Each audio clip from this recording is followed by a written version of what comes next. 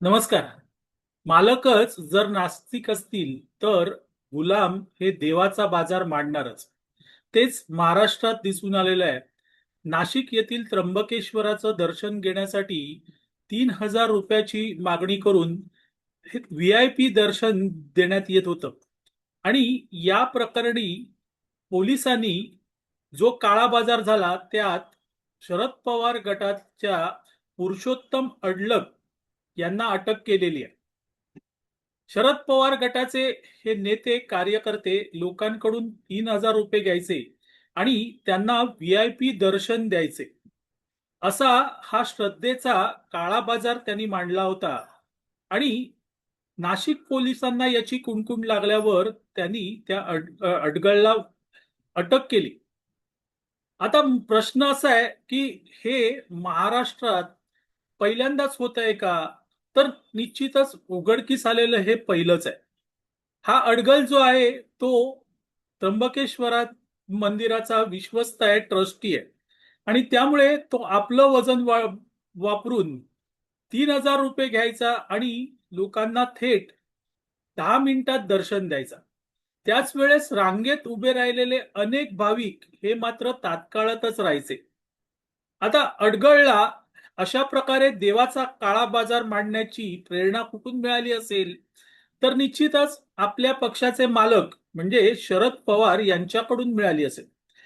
शरद पवार यांनी स्वतः सांगितलेलं आहे की मी नास्तिक आहे, मी कोणताही देव मानत नाही. इतकंच नाही तर वारकऱ्यांसारख्या चळवळीत किंवा संप्रदायामध्ये धर्मांध शक्ती घुसलेली आहे असं म्हणून शरद पवार यांनी वारकरी संप्रदायाचाही अवमान केलेला आहे. शरद पवार हे सातत्याने करत असतात कारण त्यांना आपलं सेक्युलरत्व सिद्ध करायचं असतं. आणि त्यामुळे जिथे शक्य होईल तिथे हिंदूंच्या देवदेवतांचा अवमान करायचा, संप्रदायाचा अवमान करायचा, हे शरद पवारांकडून वारंवार होत असतं. आता प्रश्न असा आहे की शरद पवारच नेमकी नास्तिकपणाची भूमिका घेत असतील तर मग पुरुषोत्तम अडगळ सारखे जे कार्यकर्ते आहेत, जे विविध मंदिराच्या विश्वस्त पदावर आहेत, त्यांना एक गोष्ट पक्की माहीत असणार की आपण हिंदूंच्या देवदेवतेबाबत जरी काही केलं तरी आपले मालक आपल्याला काहीही बोलणार नाहीत कारण ते नास्तिक आहेत. ते देवच मानत नाहीत. आणि असं देव न मानणारे मालक असतील आपल्या सोबत तर मग देवदेवतांची इज्जत इब्रत का ठेवायची? झालंच तर तिथे व्यापार करायचा आणि त्या व्यापारातून जे काही पैसे मिळतील ते पैसे मग आपली राजकीय कारकीर्द उभारण्यासाठी वापरायची, असा समज या गुलामांचा होणं शक्य आहे. आणि तसंच या सगळ्या प्रकरणात दिसून येत आहे. या अडगळला पोलिसांनी अटक केली आणि त्याला कोर्टात नेलं. कोर्टाने त्याला पोलीस कोठडी दिलेली आहे. नाशिक पोलिसांचं असं म्हणणं आहे की यामध्ये मोठं एक षडयंत्र असू शकतं, मोठा कट असू शकतो, हे एक मोठं रॅकेट असू शकतं. आणि ते रॅकेट उघडकीस आणण्यासाठीच अडगळला पोलीस कोठडी देण्यात आलेली आहे. या सगळ्या प्रकाराबाबत मात्र शरद पवार गटाकडून कोणतीही प्रतिक्रिया आलेली नाहीये. शरद पवार गटातल्या खुद्द शरद पवार असतील, सुप्रिया सुळे असतील, हे किंवा रोहित पवार असतील, हे वारंवार अशा काही घटना झाल्या की प्रतिक्रिया द्यायला पुढे येतात. मीडियाही त्यांची प्रतिक्रिया घ्यायला धावत असते. पण सगळे मात्र चिडीचूप आहेत. कोणीही याबद्दल एक अवाक्षरही काढलेलं नाहीये. याचा अर्थ काय? तर या प्रकरणात आपण अडचणीत आलेलो आहोत हे पवारांना आणि त्यांच्या पक्षातल्या इतरांना कळतंय. आणि त्यामुळे गप्प बसणं, शांत राहणं यातच हित आहे असं त्यांना वाटत असेल तर नवल नाहीये. हा जो दर्शनाचा काळा बाजार मांडला गेला याबाबत पक्षश्रेष्ठींना माहीत नसेल का? तर जरी माहीत नसलं तरीही आपले कार्यकर्ते काय करतायत याकडे लक्ष ठेवणं हे प्रत्येक नेत्याचं काम असतं.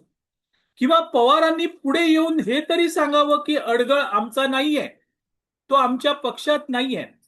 कारण अडगळ याच्या बाजूने ज्या काही प्रतिक्रिया येत आहेत ते सांगतात की आम्ही शरद पवार गटाचे आहोत.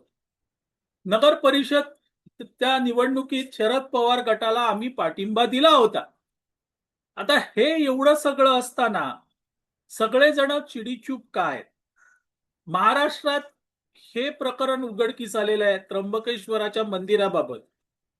इतरही मंदिरांमध्ये असे प्रकार होत आहेत का, हे शोधणं आता महत्वाचं आहे. त्याही पेक्षा पवारांसारख्या ज्या विभूती आहेत, ज्या ज्येष्ठ आहेत, त्यांनी या प्रकरणात आपली भूमिका स्पष्ट करायला पाहिजे की अशा प्रकारे देवाचा दर्शनाचा काळा बाजार मांडणं हे धर्मांध शक्तींपेक्षा काही वेगळं आहे का? धर्मांध शक्ती जर वारकरी संप्रदायात घुसू शकतात असं पवारांना वाटतं, तर मग दर्शनाचा काळा बाजार मांडणाऱ्या शक्ती या कोण आहेत याचं स्पष्टीकरण किंवा याबद्दल काहीच विवेचन पवारांनी करायला पाहिजे. कारण पवार हे अशा गोष्टींचं विवेचन फार चांगल्या प्रकारे करतात आणि त्यामुळे आता ही जबाबदारी पवारांची नाही का? हे जे प्रकरण उघडकीस आलेलं आहे, या प्रकरणामुळे महाराष्ट्रात एक प्रकारची धार्मिक अस्वस्थता निर्माण झालेली आहे.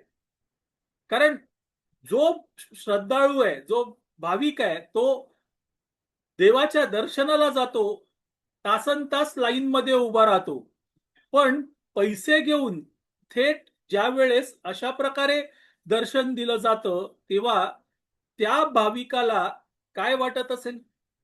आपण लाईन मध्ये 3-3, 4-4 तास काढायचे आणि हे मात्र पैसे देऊन पुढे जातात. असे हे ट्रस्टी हे महाराष्ट्रातल्या अजून किती मंदिरांमध्ये आहेत जिथे ते या साध्या बुळ्या जनतेला फसवतायत, लुबाडतायत. हे याचाही शोध आता पोलिसांनी घ्यायला हवा. कारण हे प्रकरण दिसतंय तितकं सोपं साधं नाहीये. ज्या वेळेस पवार म्हणतात धर्मांध शक्ती, त्यावेळेस पवारांनी ही शक्ती कोणती याचाही उल्लेख करायला पाहिजे.